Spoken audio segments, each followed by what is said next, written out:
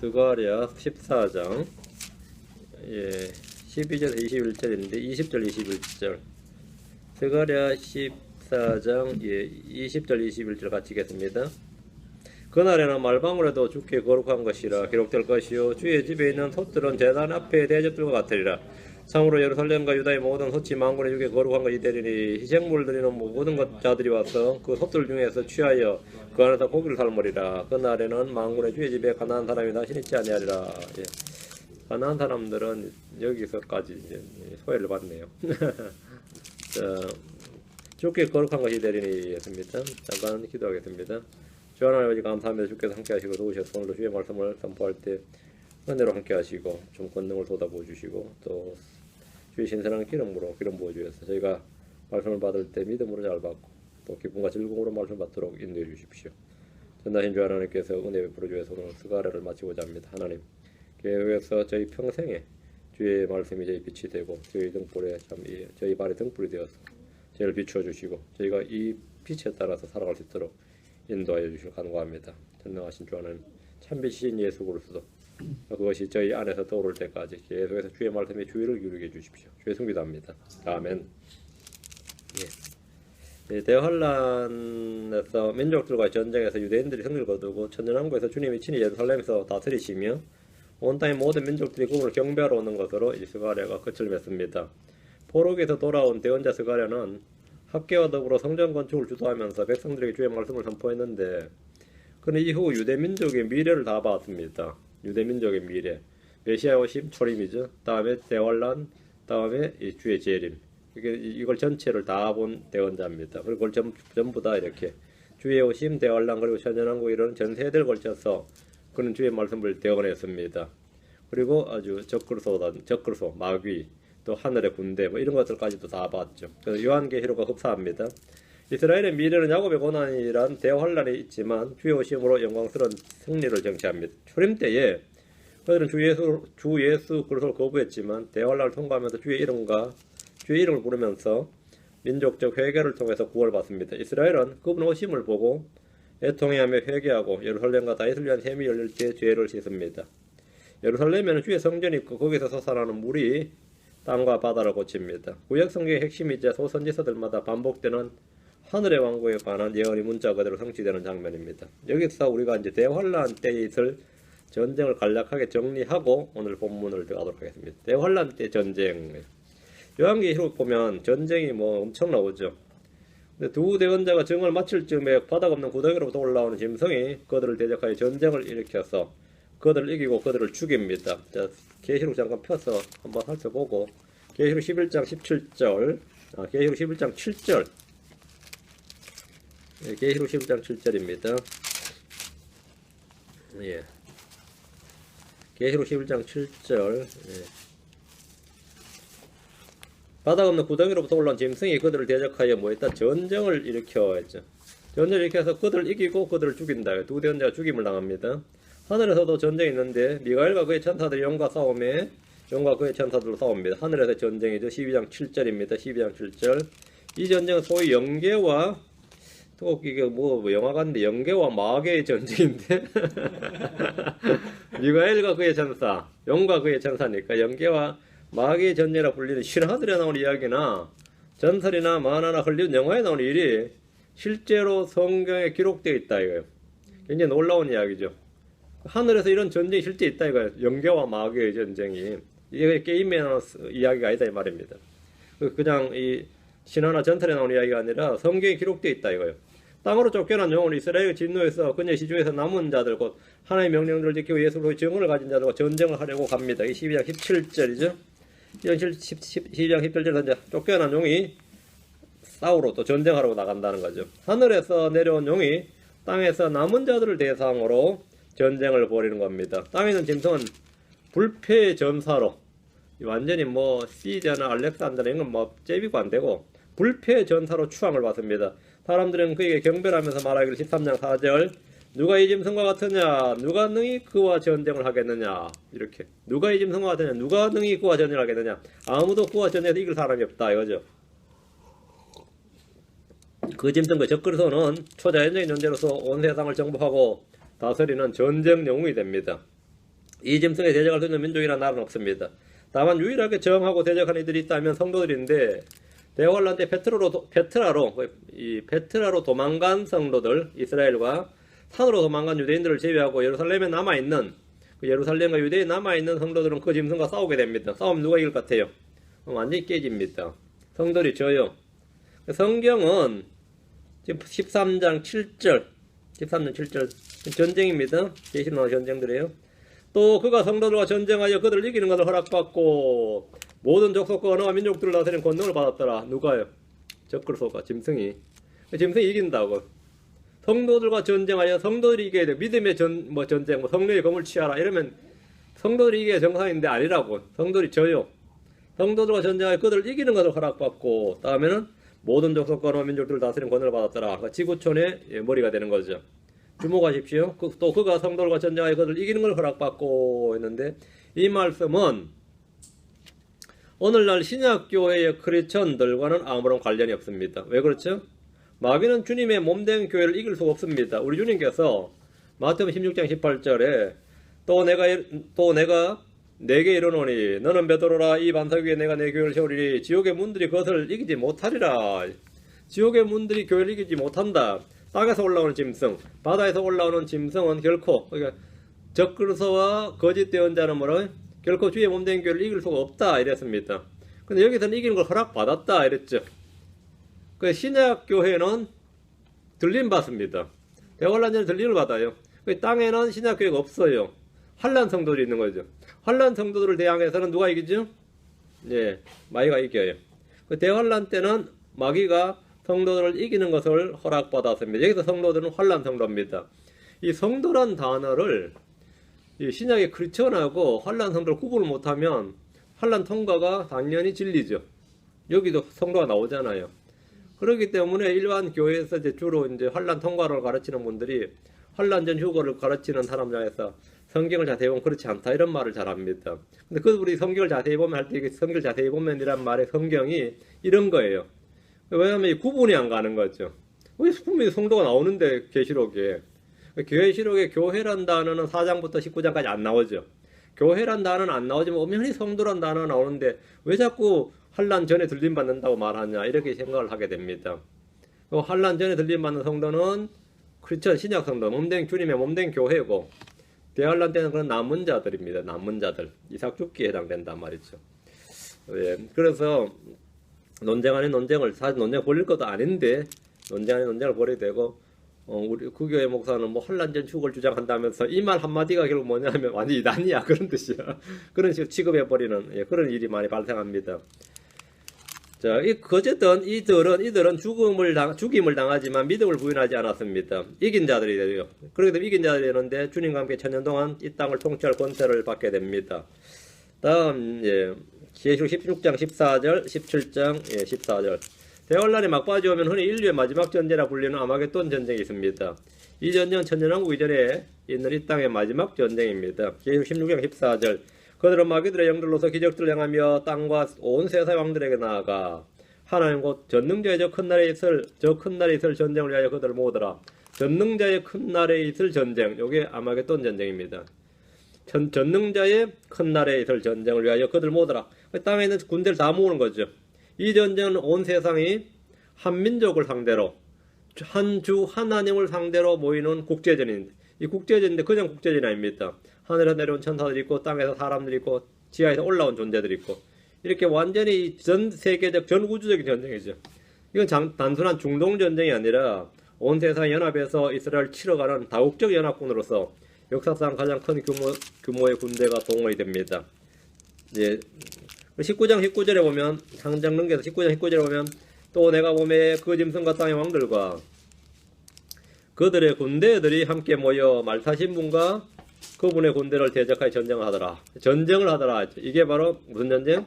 전능자의 큰 날이 있을 전쟁, 소위 말하는 아마겟돈 전쟁입니다. 그들은 어린 양과 전쟁을 합니다. 자, 앞으로 17장 14절로 갔어.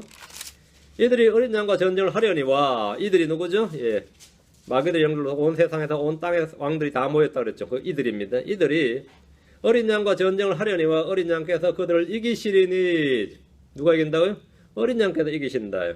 그분은 주들의 주시오 왕들의 왕이시며 또 그분과 함께 있는 자들은 부르심을 받고 선정된 신실한 자들이니라 하더라. 주님이 계시고 뒤에 부르심을 받고 선정된 자들이 있단 말이죠. 이 전쟁을 위해서 주님께서 하늘에서 내려오신 겁니다. 이 전쟁을 위해서 주님이 내려오신 거죠. 자, 이것이 바로 계시록에 나오는 전쟁이에요. 여기 대환란 때 있을 전쟁을 좀 간략하게 정리한 겁니다. 자, 다시 본문으로 갑니다. 자, 그럼 12절. 왜 이걸 했냐면 이 본문의 배경이 되기 때문입니다. 12절. 스가랴 14장 12절입니다. 주께서 예루살렘과 싸운 모든 백성들을 칠 때에 여기입니다. 주께서 예루살렘과 싸운 모든 백성을 칠 때에, 백성들 칠 때에, 그럼 언제죠? 예, 계시록 19장 19절이죠. 여기 칠 때에 내리실 재앙이라 하리니 곧 그들이 발로 설 때에 그들의 살이 소멸되고 그들의 눈이 그들의 눈구멍 속에서 소멸되며 그들의 혀가 그들의 입 속에서 소멸될 것이요. 엄청난 말입니다. 지금으로 치면 어떻게 이해되죠? 핵무기나 생화학 무기에 노출된 거예요. 사람이 왜 녹아나 버리는 거죠. 지금 요즘 전쟁을 하면 이 구절은 계시록 6장 17절, 19장 19절에 해당하는 장면으로서 전능제의 큰 날에 있을 전쟁, 즉 아마겟돈 전쟁에 대한 말씀입니다. 주께서 예루살렘과 싸운 모든 백성들을 칠 때에 자신의 입에서 나오는 칼로 죽임을 당합니다. 계시록 19장 21절에 그 남은 자들은 말타신 분의 칼고 그분의 입에서 나온 칼로 죽임을 당하니 모든 날짐승이 그들의 살로 배를 채우더라. 그 남은 자들은 말타신 분의 칼, 예수님의 칼. 그분의 입에서 나온 칼로 죽임을 당하니, 입에서 나온 칼, 이게 뭐죠? 말씀의 칼이죠. 양날건, 양날선 말씀의 검인데, 이 검에 죽임을 당했는데, 어떻게 죽임을 당했냐면, 그냥 발로 설 때에 살이 소멸되고, 눈이 그들의 눈구멍에서 소멸되고, 혀가 입에서 소멸되더라. 입 속에 소멸되더라는 거예요. 진짜 끔찍한 내용입니다. 끔찍한 내용인데, 주의 입에서 나온 칼에 예루살렘과 싸운 모든 백성들은 목이 잘리는 것이 아니라 그들의 살이 소멸되고 그들의 눈이 그들의 눈구멍 속에 소멸되며 그들의 혀가 그들의 입 속에서 소멸됩니다. 이런 사람들이 강력한 그 생화학 무기나 핵무기에 노출되었을 때 일어나는 현상이다. 이렇게 설명합니다. 이건 사실은 우리는 그렇게 말하지만 이건 주님께서 핵무기를 사용하신 것이 아닙니다. 주의 입에서 나오는 칼이 강력한 광채를 내기 때문입니다. 이게 중요한 내용입니다. 데살로니가 후서 2장 8절로 갑니다. 데살로니가 후서 2장 8절. 우리가 우리 눈으로 육안으로 말이에요. 주를 바로 보면 주님께서 그 빛을 노출해버리면 사람들은 눈이 녹아버립니다. 멀어버리고. 데살로니가 후서 2장 8절. 그 뒤에 저 사악한 자가 드러날 터인데 주께서 자신의 입의 영으로 그를 소멸시키시고 친히 오실 때 광채로 그를 멸하시리라. 여러분 입의 영으로 광채로 그랬죠. 입의 영, 입의 말씀, 입의 칼 다 같은 거죠. 그 입의 영으로 그를 소멸시키시고 소멸. 친히 오실 때 광채로 그를 멸하시니 광채. 그 짐승은 초자연적인 존재니까 그런지만 사람들은 이 광채에 노출되면 어떻게 되는 거죠? 이건 태양보다 몇백 배 밝단 말이죠. 몇백 배, 몇천 배 밝단 말이죠. 그럼 녹아버리는 거죠. 예수님은 하나님의 영광의 광채십니다. 주님의 빛은 해나 달보다 훨씬 더 강력한 빛을 발하기 때문에 이 빛에 그대로 노출되면 사람들의 살, 눈, 혀가 소멸되어 버립니다. 이 빛은 대예루살렘에서 해와 달이 필요치 않는 그 정도의 강력한 광채입니다. 주님 그 자체가. 다음 13절로 갑니다. 스가랴 14장 13절. 또 그날에 주께서 그들 가운데 큰 소동을 내리심으로 그들이 각각 자기 이웃의 손을 붙잡으며 각 사람의 손이 일어나 자기 이웃의 손을 치리라. 또 사람들끼리 남은 사람들은 이 빛에 노출되지 않았다. 이런 사람들은 어떻게 되는 거죠? 자기들끼리 싸우더라 이거예요. 이 장면은 구약에서 자주 나오는 장면 중에 하나인데 주님께서 그들 가운데 큰 소동을 내리심으로 그들이 자중질환을 일으키는 장면입니다. 혼동에 빠지면 적과 악으로 구별하지 못합니다. 13절에 또 그날에 주께서 그들 가운데서 큰 소동을 내리심으로 했는데 주님이 보내신 큰 소동은 12장 4절에 이 스가랴 12장 4절에 나옵니다. 12장 4절 앞에 보면 주가 말하노라 그날에 내가 놀라게 하는 것으로 모든 말을 치며 미치게 하는 것으로 그 말탄 자를 치되 내가 눈을 떠서 유다의 집 위에 두고 눈 멀게 하는 것으로 그 백성들의 모든 말을 치리라. 이래 되면 소동이 일어나는 거죠. 소동이 일어나면 적이 누군지도 보지 않고 지들끼리 막 싸운다 이거예요. 막 서로 친다는 겁니다. 요거는 이제 구약에서 요런 일이 몇 번 있었습니다. 주님이 보내신 큰 소동으로 인해서 그들은 각각 자기 이웃의 손을 붙잡으면서 이웃을 막 칩니다. 기드온의 300용사가 공격했을 때 그들이 일어나서 한 일이 겁니다. 서로를 막 쳤습니다. 사사기 7장 22절에 보면 300명의 나팔을 모을 때 주께서 그 온 군대에 두루 각 사람의 칼이 그의 동료를 치게 하심으로 군대가 도망하여 트레라스의 베시타에 이르렀고 또 뒷바과 아벨무홀라의 경계에 이르렀더라. 근데 이게 주께서 그들을 치셨다. 서로 치게 하셨다 이거예요. 큰 소동, 혼동을 보내시면 이렇게 되는 겁니다. 아마겟돈 전쟁에서도 마찬가지입니다. 우리는 항상 질서와 조화가 되어야 되는데 이 마귀에게 사로잡힌 사람들은 아주 큰 일을 할 것 같지만 결국 결정적인 순간에 이렇게 혼동이 오는 거죠. 혼동이 오는 겁니다. 14절 유다도 예루살렘에서 싸우며 사방에 있는 모든 이교도들의 재산 곧 금과 은과 의복이 심히 풍성하게 함께 거두어질 것이요. 주께서 오시면 유다는 이제 도망자나 방랑자가 아니라 전사들이 되고 승리자가 된다. 이기는 자가 된다. 주께서 그들 가운데 계시 함께 하시니까. 주께서 함께 하시면 아무리 연약한 자도 뭐가 된다? 다윗처럼 된다 그랬어요. 그 다윗의 집은 주의 천사처럼 하나님처럼 되고 이들은 예루살렘에서 싸우며 사방에 있는 모든 이교도들의 재산을 거두어 드립니다. 전쟁은 주님이 하시는데 거두어 드리는 건 누가 하죠? 이들이 하죠. 이게 노략물을 취한다 그러죠. 지금까지 유다는 주변 민족들의 노략물이었고 약탈물이었습니다. 그러나 이제는 반대로 거두어 드리는 겁니다. 전쟁의 주께서 친히 싸우실 때에 함께 싸우는 자는 그 뒤에서 노략물을 거둡니다. 금과 은과 의복이 심히 풍성하게 거두어질 겁니다. 주께서 이집트를 10번의 재앙으로 치실 때에 이스라엘은 사실 한 번도 그들과 맞싸우지 않았습니다. 주님이 다 싸우셨지. 안 싸웠는데 노략물은 누가 취했어요? 이스라엘이 취했죠. 금과 은과 의복을 가지고 이스라엘을 나왔습니다. 이스라엘이 미디안을 쳤을 때 그들의 모든 가축과 양떼와 재물을 노략했습니다. 엘리사 때 시리아 군대는 주께서 보내신 병거 소리와 말 소리와 큰 군대 소리를 듣고서는 이스라엘 왕이 우리를 치려고 해쪽 소의 왕들과 이집트 사람들의 왕들을 고용하여 우리에게 오게 하였도다. 이렇게 이스라엘이 원군, 국제 원군을 조직해가지고 다국적군을 형성해서 우리를 치러 왔다. 이렇게 오해를 해서 막 도망을 쳤습니다. 그럼 이스라엘이 뭘 했습니까? 열왕기 7장 16절에 백성이 나가서 시리아 사람들의 장막들을 노략하니라.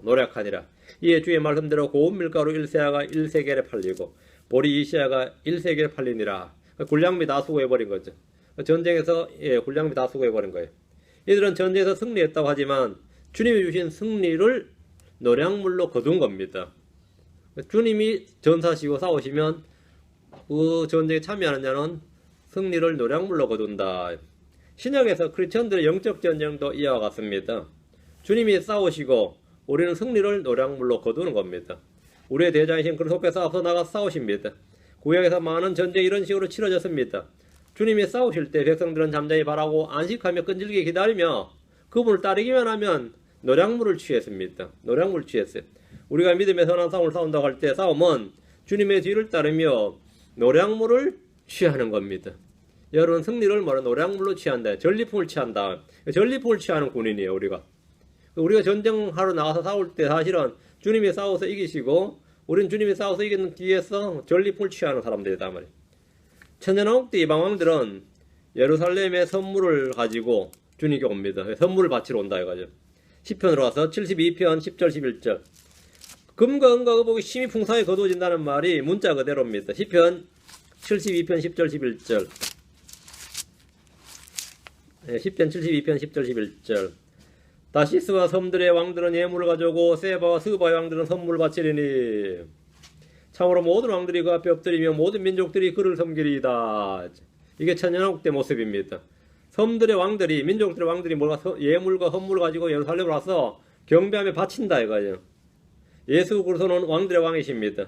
유대인들만 주를 섬기는 것이 아니라 모든 왕들과 모든 민족들이 그를 섬기리이다. 이 말씀대로 주님은 왕들의 왕, 주들의 주로서 통치하십니다.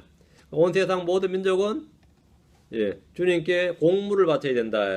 주님이 왕들의 왕이시니까 여기는 신탁 통치가 되는 거죠. 아무래도 식민지배처럼 되는 건데 주님이 완전한 통치자시니까 그렇게 되는 거죠. 일반 왕들은 당연히 주님께 바쳐야 되죠. 이방 왕들이 공물을 바치는 것은 모든 왕국이 그분의 것이기 때문입니다. 뒤로 와서 이사야서 60장으로 갑니다. 60장 4절에 7절 이사 60장 4절에 7절입니다. 내 눈을 들어 사방을 보라. 그들이 다 함께 모여 내게로 오느니라.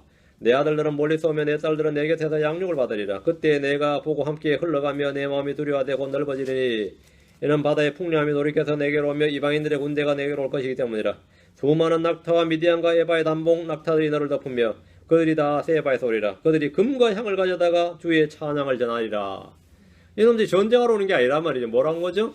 바치러 오더라 이거죠. 대규모로. 그들이 금과 향을 가져다가 주의 찬양을 전하리라.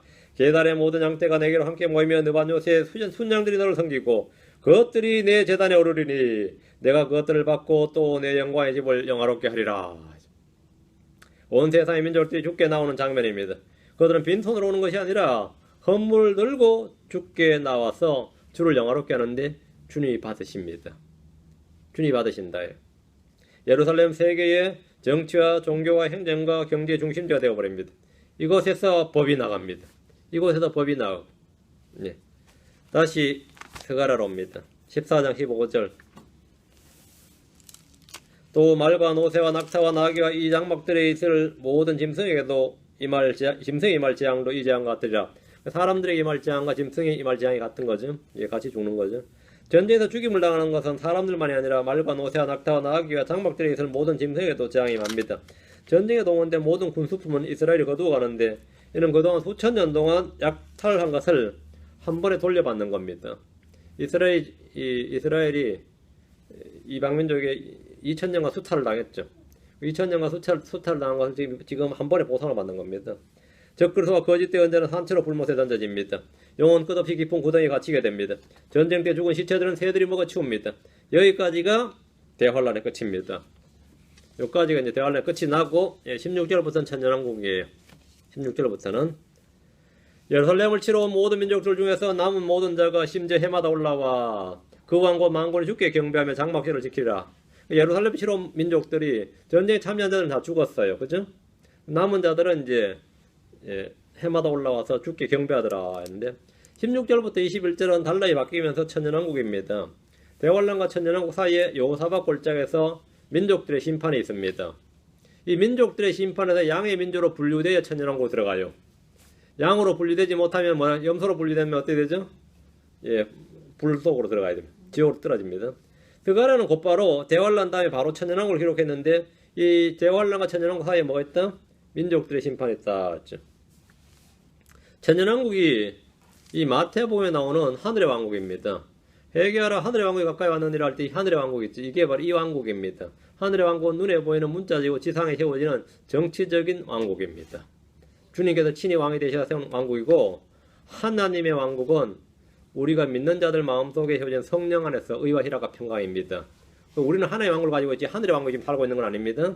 하늘의 왕국은 주님의 재림하셔서 세워지는 예루살렘의 수도가 있고 성전이 있고 왕자가 있는 왕국이에요.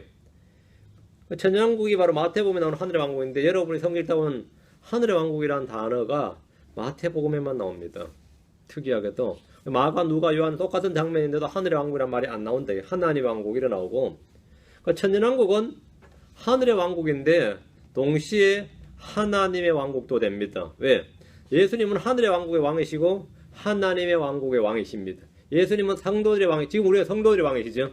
성도들의 왕이시고 동시에 모든 민족들의 왕이십니다. 천년왕국은 하늘의 왕국도 되고 하나님의 왕국도 됩니다. 성경에서 하나님의 왕국이란 말이 나오면 꼭 우리 내면에 관한 것만은 아닙니다. 어떤 것은 문맥적으로 아무리 읽어봐도 이거는 천년왕국 관한 이야기야. 그러면 천년왕국은 하나님의 왕국이 돼요. 그죠? 우리가 지금 하나님의 왕국 우리 속에 있다 이 말은 우리 속에 무슨 하나님 왕국이 있다 이건 말이 많은데 우리 속에 하늘의 왕국이 있다 이건 말이 안 맞아요. 우리가 만약 죽어서 그 사람은 하늘로 갔습니다. 하늘 왕국으로 갔습니다. 그럴 때는 그거는 셋째 하늘을 말합니다. 그건 헤브니 킹덤입니다. 한국말로는 그지 하늘 왕국인데 하늘 왕국하고 하늘의 왕국은 다릅니다. 하늘 왕국은 셋째 하늘에 있는 것이고 우리가 죽어서 우리 영과 혼이 가는 것이고 주와 함께 있는 것 말이에요. 그거 셋째 하늘이고 하늘의 왕국은 이 땅에 있는 왕국입니다. 땅입니다. 이건 하늘이 아니고 땅 위에 있는 왕국이죠. 여호와의 증인들이 하늘 왕국 땅에 있다고 막 강력히 주장하면 크리스천들이 또 웃으면서 이제 막 그 이단 놈자들들 막 이러면서 그러거든요. 그럼 그 사람들은 반대로 어떻게 저게 성경을 모를까 이렇게도 봐요. 그거는 이 단어의 용어 차이입니다. 하늘의 왕국, 하늘 헤븐이 킹덤, 킹덤 헤븐, 킹덤 오브 갓입니다. 그래가지고 이 여호와의 증인들은 이제 장로교회나 일반 기독교인들을 너무 성경을 모른다고 말이 안 통한다고 보고 장로교인들 진짜 몰라요. 그냥 이단 놈 자식들이 하늘 왕국이 하늘에 있지 하늘 왕국이 어디 땅에 있냐 뭐 이러면서 막 정결하지. 또 여호와의 증인들 또 그래요. 하늘 가는 거 아니라니까 땅에서 하는 거라니까 뭐 이런다고.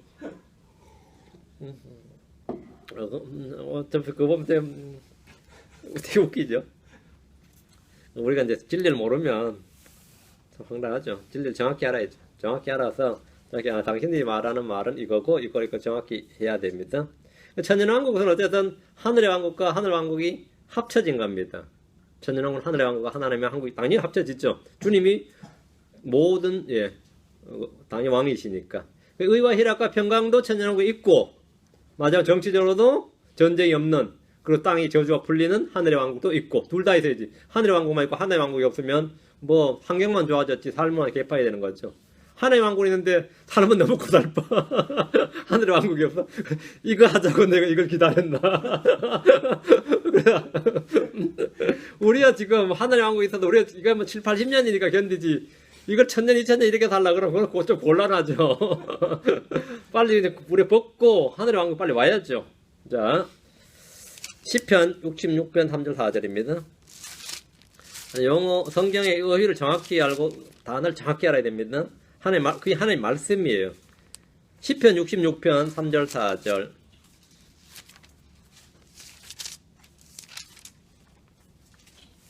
하나님께서 아뢰기를 주의 일들 안에서 주께서는 어찌 그리 두려우신지요. 주의 권능의 위대함으로 말미암아 주의 원수들이 주께 복종하며 온 땅에 주께 경배하고 주께 노래하며 그들이 주의 이름을 향해 노래하리이다 할지어다. 셀라. 제가 보면 주의 원수들이 뭐라고요? 주께 복종하며 온 땅이 주께 경배하고, 여기 온 땅이 주께 경배하고 주께 노래하며 그들이 주의 이름을 향해 노래하리이다 할지어다. 셀라. 셀라 다음 다 재림이에요. 이게 언제예요 그러면? 온 땅이 주의 이름을, 이건 당연히 천년왕국이죠. 이게 하늘의 왕국이란 말이죠. 주의 원수들이 주께 복종합니다. 왜? 깨졌으니까. 완전히 전멸하고 완전히 전쟁에서 완전히 졌으니까 주께 복종해야죠. 온 땅이 주께 경배하고 주께 노래합니다. 천년왕국 때 이방 민족들은 주 앞으로 나와서 그분께 경배하고 주의 이름을 찬양하고 주를 영화롭게 하고 헌물을 바치고 이런다. 뒤로 와서 시편 86편 9절. 시편 86편 9절. 오 주여, 주께서 지으신 모든 민족들이 주 앞에 와서 경배하고 주의 이름을 영화롭게 하리이다. 여보, 지으신 모든 민족들이 했죠. 민족들이, 성경에서 민족들 하면 그건 이방인입니다. 민족하면 이스라엘이에요. 단복수 구분입니다. 민족하면 이스라엘, 민족들 하면 이방인들입니다. 주께서 지으신 모든 민족들이 주 앞에 와서 경배하고 주의 이름을 영화롭게 하리이다. 언제예요? 천년왕국 이야기죠. 이런 말씀은 교회 시대와는 아무런 관련이 없습니다. 모두 주의 재림 이후에 이 땅에 세워질 하늘의 왕국에 대한 말씀입니다. 실제 문자가 드려야 됩니다. 자, 스가랴 14장 다시 와서 예루살렘을 치러 온 모든 민족들 중에서 남은 모든 자 이랬는데, 모든 민족들, 그 민족들이란 전쟁에 참전하지 않아서 죽지 않는 자들, 그 아마게돈 전쟁에 참전해서 죽지 않는 자들을 말합니다. 전쟁에 참여한 군인들은 다 죽임을 당했습니다. 이역의 기병대로 하면 이들의 군인들입니다. 전쟁터로 징병될 때 한 명은 잡혀가고 한 명은 남았는데 그 남은 자들, 이 말이에요. 그 남은 자들. 양과 염소로 분류할 때 이들은 염소로 분류되지 않았습니다. 이를 통해서 민족들의 심판에서 양과 염소의 분류는 민족적 신원과 정체성을 밝히는 것이지 그 민족에 속했다고 모두 죽는 것이 아님을 알 수 있습니다. 예를 들어서 이집트 민족은 염소한다 해서 이집트 사람이 다 죽는 건 아니다 이 말입니다. 이집트가 염소가 아니라 이 사람이 이집트 사람이다는 민족적 신원을, 정체를 드러내는 말이지 그 개개인이다 말이에요. 개개인이. 이 사람은 뭐 쫓겨난 유대인들은 도망간 유대인들을 잘 대해주고 이랬다면 그 사람은 양으로 분리됐죠. 니는 일본 놈이니까 안 돼. 이런 건 아니다 말이죠. 그게 집단적, 집체적 심판은 아니죠. 민족들의 심판도 개개인적 심판이다 이 말입니다. 그 민족들의 심판할 때 민족들 하니까 뭐 게르만 민족은 100% 지옥으로, 한민족은 100% 천연왕국으로 이런 건 아니다 이 말입니다. 개개인이지. 예. 그래서 이제 민족은 대부분의 민족은 이제 중동의 대부분의 민족은 염소로 분류가 되겠지만 모든 개개인이 그 중동에 있는 모든 개개인이 다 염소로 분류되어서 지옥으로 가는 건 아닙니다. 민족들의 심판에서 하나님께서 각 개개인을 민족적으로 도매급으로 처리하고 심판하지 않는다 이 말입니다. 대환란에서 살아남았고 민족들의 심판에서 남은 자들은 천년왕국에서 시민들이 되는 겁니다. 이들은 해마다 예루살렘으로 올라와서 그 왕 곧 만군의 주께 경배하며 장막절을 지킬 것이다. 장막절을 지킬 것이다. 장막절은 천년왕국을 예표하는 절기입니다. 장막절은 이 말씀은 모세율법이 이스라엘에게 이스라엘 땅에 거하는 이스라엘 민족, 이스라엘 사람들에게만 주어진 구약과 달리 천년왕국 때는 온 세상 모든 민족들이 지켜야 할 율법이라는 사실을 알 수 있습니다. 모세율법은 앞으로 올 좋은 일들의 그림자입니다. 모세율법은 유대의 남자들이 해마다 6월절, 오순절, 장막절 이렇게 3번 예루살렘으로 올라와서 명절을 지키러 가야 되는데 6월절은 그리스도의 죽으심이고 피에 관한 것이고 오순절은 교회 탄생을 보여주는 절기입니다. 장막절은 주의 오심과 연관되어 있습니다. 레위기 23장에 보면 7개의 절기가 있는데 7개의 절기가 나오는데 7월에 나오는 절기가 나팔절, 속죄일, 장막절입니다. 천년왕국에서 이방인들이 예루살렘으로 올라와서 장막절을 지킨다는 겁니다. 이방인들이 주의 집으로 와서 희생 헌물을 드리고 주께 예물을 바칩니다. 천년왕국에서 율법이 있다는 사실이에요. 지금 뭐 절기를 지킨다 이거 절기를. 천년왕국에서는 율법이 없다. 율법은 십자에서 끝이 났다. 이렇게 이게 오늘날 소위 말하는 개신교의 뭐 개혁신학입니다. 천년왕국에도 율법이 없다. 그건 뭐 사실은 성경도 하나님도 알지 못하는 애들 그 소리에 불과합니다. 천년왕국에서는 성전이 있고 성전 지어지죠. 성전이 있고 뭐가 있다? 제사장이 있어요. 레위지파가 있고 헌물이 있고 제단이 있습니다. 천년왕국에서는 구약시대 율법이 왜 필요하냐고 묻는 분들이 있지만 모세 율법은 그림자, 다가올 좋은 일들의 그림자와 모형을 섬기는 것이고 천년왕국에서는 실체를 섬기는 겁니다. 그리고 당연히 있어야죠. 17절입니다. 땅의 모든 가족들 중에서 누구든지 그 왕 곧 만군의 주께 경배하러 예루살렘에 올라오려 하지 아니하면 바로 그들에게 그분께서 비를 내리지 아니하실 터인지요. 이런 와중에 막 다 경배하러 올라오고 하는데 또 올라오려 하지 아니하면 이런 거 보니까 뭐가 있죠. 여기서 반역의 기운이 움트고 있단 말이죠. 뭐 땅의 모든 가족들 중에 이랬죠. 땅의 모든 가족들 중에 있죠. 각 지파와 족속을 말합니다. 주님은 아브라함의 언약을 주실 때 하신 말씀이 너를 축복하는 자들에게는 내가 복을 주고 너를 저주하는 자들에게는 저주를 내리니 내 안에서 땅의 모든 가족들이 복을 받으리라 그랬어요. 그래서 패밀리, 땅의 모든 가족들이, 땅의 모든 민족들이 이렇게 안 하고 땅의 모든 가족들이 복을 받으리라 이랬는데 이게 바로 지금 천년왕국에서 똑같은 말씀으로 땅의 모든 가족들 중에서 누구든지 이렇게 나옵니다. 이 언약은 이삭과 야곱으로 계승이 되었습니다. 창세기 28장 14절에 내 씨가 땅에 티끌같이 되어 내가 서쪽과 동쪽과 북쪽과 남쪽으로 널리 퍼지며 너와 내 씨 안에서 땅의 모든 가족들이 복을 받으리라. 땅의 모든 가족들이 있어요.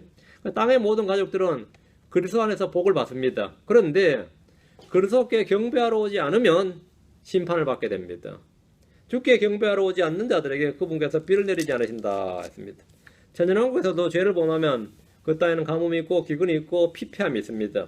하늘의 왕국에서도 죄가 있고 불순종이 있고 반역이 있고 가뭄과 기근의 재앙이 있다는 사실에 대해서 무지한 자들이 많습니다. 주를 섬기려 하지 않는 민족과 왕국은 심판을 받습니다. 잠깐 앞으로 와서 이사야 60장 12절을 한번 봅시다. 이게 천년왕국 이야기인데 이런 일이 있단 말이에요. 천년왕국에서 우리 천년왕국은 지상낙원 해가지고 그냥 막연하게 죄도 없고 사망도 없고 병도 없고 이렇게 생각하는 분들이 크리스천들 중에 꽤 있습니다. 그거는 영원세계 하늘에서 이야기지 땅에서 이야기가 아닙니다. 이사야 60장 12절 너를 섬기려 하지 아니하는 민족과 왕국은 멸망하리니 참으로 그런 민족들은 완전히 피폐하게 되리라 했죠. 그러니까 주 예수를 섬기려 하지 아니하면 어떻게 된다고요? 피폐하게 된다. 피폐하게 된다. 그러니까 천년왕국에서도 이 땅에는 질병이 있고 사망이 있고 멸망이 있다. 천년왕국에서는 범죄하는 사람들이 있어요 없어요? 있습니다. 마태복음의 산상수훈은 흔히 크리스천들이 주신 교훈으로 알고 있지만 사실은 그렇지 않습니다. 그 말씀들은 대부분 다 왕국의 헌법에 해당합니다. 하늘의 왕국에 들어가기에 합당한 복을 받은 자들에 대해서 말씀하신 후에 그게 8복이죠. 9개가 아니고 그건 이제 하늘의 왕국에 이제 곧 다가올 거니까 하늘의 왕국에 들어갈 준비를 하라는 말씀이고 그게 복을 받은 자들은 하늘의 왕국에 이르게 된다. 그게 마태복음 5장이고 그 뒷부분부터 말이죠. 이 생활 규례에 대해서 말하는 부분들은 천년왕국에서 시민들이 지켜야 할 법입니다. 실제로. 그냥 교훈이 아니라 하늘의 왕국에 들어가기 합당한 복을 받은 자들에 대해서 주님이 쫙 이런 뭐 의에 줄인 자는 복이 있나니 뭐 영이 가난한 자는 복이 있나니 쭉 나오잖아요. 복이 쫙 나오고 나서 또 뭐 의로 인해 핍박받고 고난받는 자는 복이 있나니 하늘의 왕국에서 다 큰 보상이 있을 것이다. 그건 단지 하늘의 왕국에서 그렇게 되는 거고 하늘의 왕국, 그 다음에 하늘의 왕국에 들어가서는 어떻게 되느냐?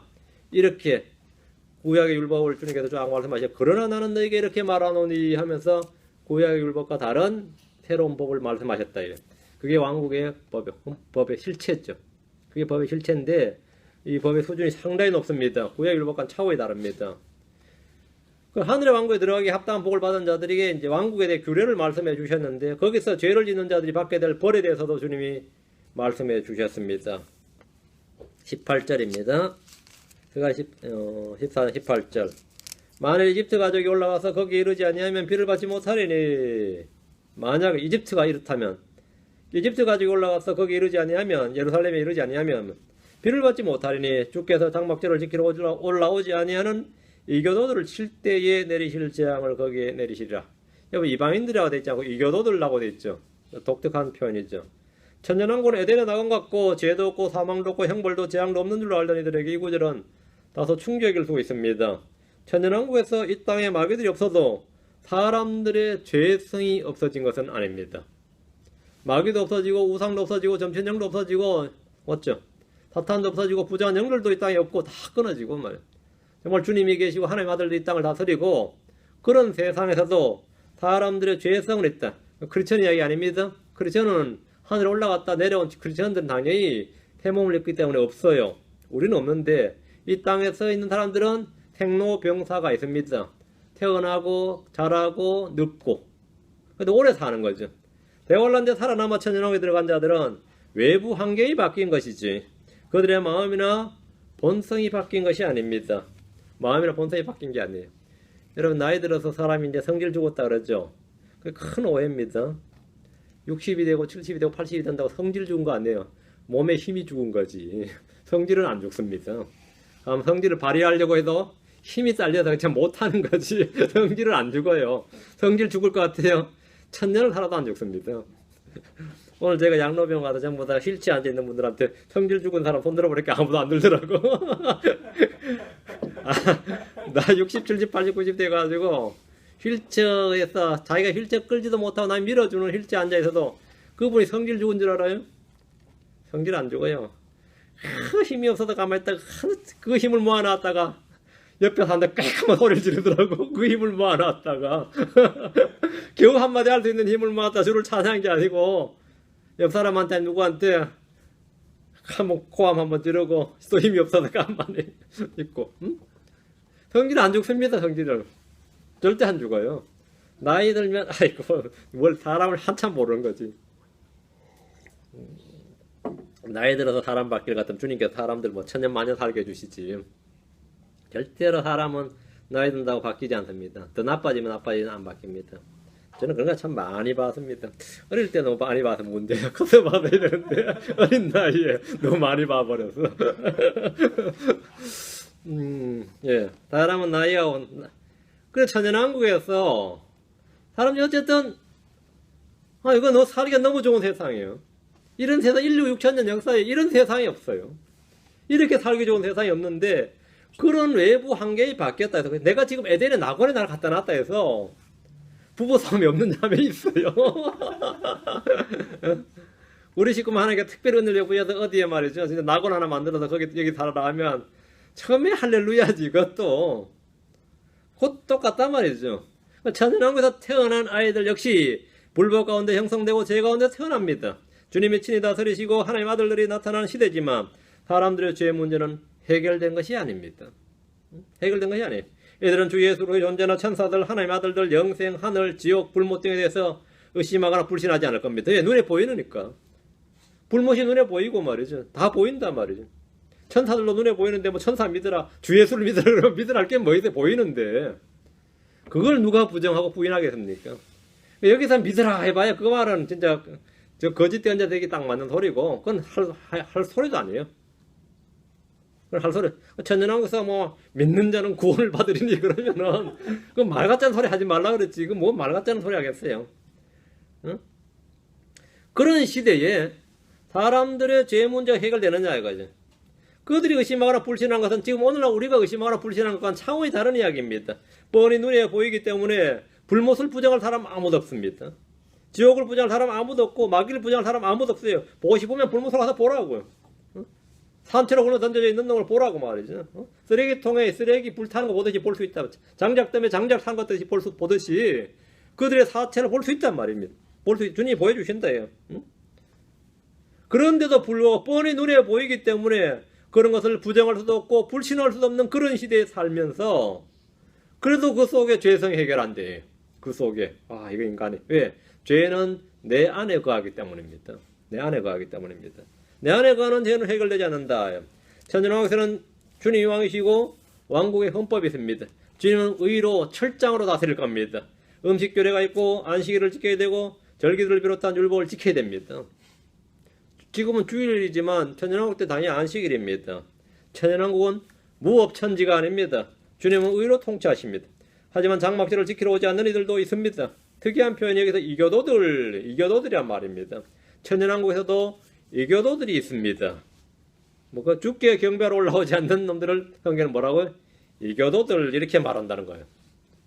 천년왕국에서 주께 경배하러 지금도 뭐 주를 경배하지 않는 사람이 이교도가 맞죠? 천년왕국 주께 경배하러 올라오지 않는 건 이교도가 되는 거예요. 천년왕국에서는 죄를 지음으로 주께 죽임을 당할 자가 많이 있습니다. 그럴 것 같아요? 어떨 것 같아요? 천년왕국에서는 죄질 사람 없을 것 같아요? 많을 것 같아요?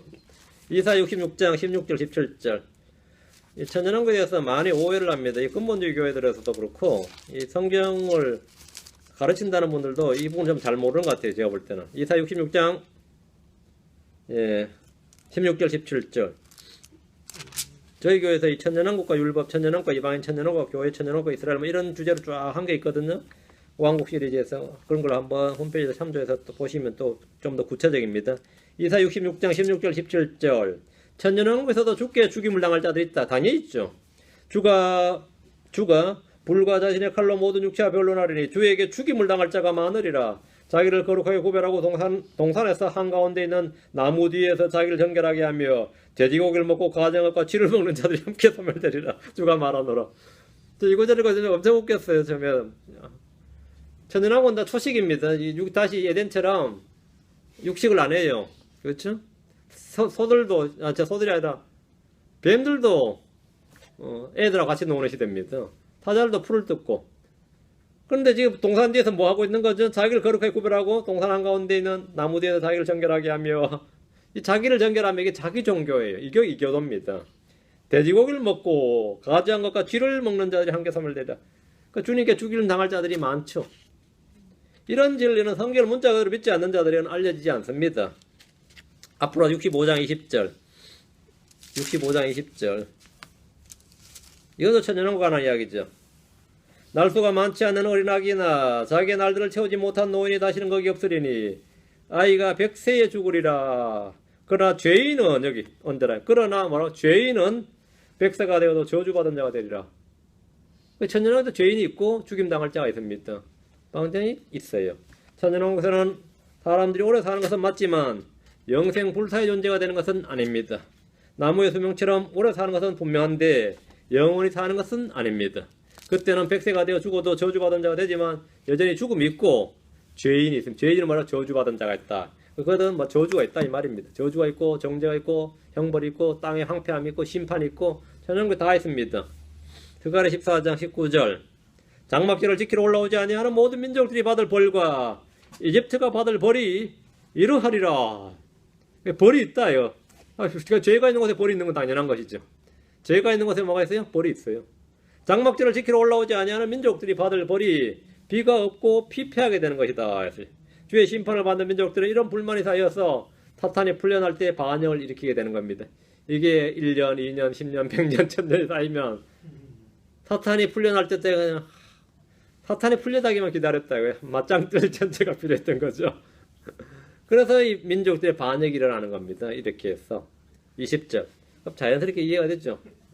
그날에는 말방울에도 주께 거룩한 것이라 기록될 것이요 주의 집에 있는 솥들은 제단 앞에 대접들과 같으리라. 말의 방울들, 말방울에 한 것이 말에 달리는 방울들입니다. 말의 방울들에도 성구가 기록되는 거예요. 뭐라고 기록되어 있어요?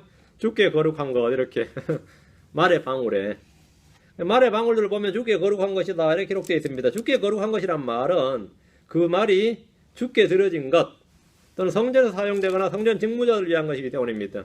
구별된 거라 이 말이죠. 이 말들은 제사장들이랑 왕들이 타는 말들로 구별된 말들이거나 주 앞으로 갈 때 쓰는 말들로 보입니다. 주의 집에 있는 솥들은 제단 앞에 대접들 같다는 것은 그만큼 깨끗하고 거룩하다 이 말입니다. 21절로 보면 그 이유를 알 수 있습니다. 참으로 예루살렘과 유다의 모든 솥이 만군의 주께 거룩한 것이 되리니 희생물 드리는 모든 자들이 와서 그 솥들 중에서 취하여 그 안에서 고기를 삶으리라. 그날에는 만군의 주의 집에 가난한 사람들이 자신 있지 아니하리라. 잘 보세요. 예루살렘과 유다의 모든 솥이 있어요. 예루살렘에서 밥해 먹는 사람들 말이에요. 뭐 국거리 먹고 밥해 먹고 하면 그 솥이 있을 거 아니에요. 근데 그 솥이 집집마다 있는 솥이 성전 보고에 있는 기명들과 같이 취급받는다는 겁니다. 왜 그런가 하면 온 세상에서 예루살렘으로 경배하러 오는데 성전 보고에 있는 솥들로는 부족해요. 그래서 솥이 부족하니까 어떻게 된 거죠? 예루살렘 시민들 집집마다 있는 솥들을 갖고 와야 거기서 삶아 있대. 아니면 그것도 부족해. 유다에 있는 사람들의 솥을 써야 된단 말이죠. 유다에 있는 솥을 쓰는 거죠. 그 예루살렘과 유다의 모든 솥이 온 세상에서 주께 경배하러 올라오는 민족들의 그 희생물을 쌓는데 다 동원되기 때문에 이들의 솥은 다 뭐죠? 주께 거룩이요. 그러니까 평소에 우리가 여기서 밥해 먹고 국 끓여 먹어도 이 솥은 언젠가 곧 뭐가 되는 거죠? 누가 술래객이 오면 바로 경배객이 오면 이거는 또 언제든지 주께 헌물을 드리는 데 쓰는 이 고기를 삶는 그런 솥이 돼야 된단 말이죠. 그래서 그걸 바로 주께 거룩 이래 되는 거죠. 지금 본문의 그 이야기입니다. 주께 거룩한 것이 되리니 이 말이 뭐냐면 이건 주께 구별된 솥이 된다 말이에요. 이 솥이 그런 솥이다 말이죠. 전부 다 주님을 위해 사용되는 솥인데 성전에 있는 기구들로는 그 많은 인구가 그 많은 사람들이 주께 예루살렘 몰려들기 때문에 감당이 안 되는 거죠. 그래서 예루살렘과 유다의 모든 솥이 다 희생물을 드리는데 도구로 쓰여집니다. 이방인들은 유대인들의 솥을 취해서 거기서 고기를 삶습니다. 그걸로 고기를 삶아요. 그래서 모든 솥이 만군의 주께 거룩한 것이 된다. 거룩한 것이 되리니 이렇게 지금 기록되어 있는 겁니다. 그날에는 만군의 주의 집에 가난한 사람이 자신 있지 아니하리라 하는데 천연왕국에서 가난한 사람들은 주의 전에 들지 못합니다. 모든 민족들이 다 와서 주께 경배를 드리는데 가난한 사람들은 왜 제외되느냐 이거예요. 가난한 사람들은 금지했는데 사람들은 이건 금지라는 개념보다는 말이죠. 다 죽었거나 아마 없어서 멸절되었을 겁니다. 노아가 술에서 깨가지고 내린 첫 번째 저주가 가나안은 저주를 받을 것이요 그의 형제들에게 종들의 종이 될 것이요 이랬습니다. 이 말씀이 지금 천년왕까지 이어지는데 가나안 사람들은 아마겟돈 전쟁에서 모두 참여했거나 거기에 연루되어서 죽임을 당하고 민족들의 심판 때 유대인들에게 행한 짓으로 인해 마귀와 그의 천사들을 위해 예비한 영존한 불 속으로 던져졌기 때문입니다.